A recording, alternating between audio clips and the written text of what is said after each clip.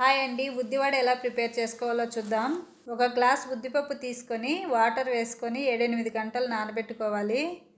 ఉద్దిపప్పు ఇలా బాగా నానిన తర్వాత పొట్టు లేకుండా కడిగేసుకొని మిక్సీ జార్లోకి 6 పచ్చిమిరపకాయలు, కొద్దిగా అల్లము, హాఫ్ స్పూన్ మిరియాలు వేసుకొని ఇలా గ్రైండ్ చేసుకొని ఇందులోకి ఉద్దిపప్పు వేసుకొని ఇలా మెత్తగా గ్రైండ్ చేసుకొని ఒక గిన్నెలోకి వేసుకోవాలి. మిగిలిన ఉద్దిపప్పు కూడా గ్రైండ్ చేసుకొని రుచికి సరిపడా ఉప్పు, చిటికెడు సోడా వేసుకొని 2 నిమిషాలు బాగా కలిసేటట్టు కలిపేసుకోవాలి.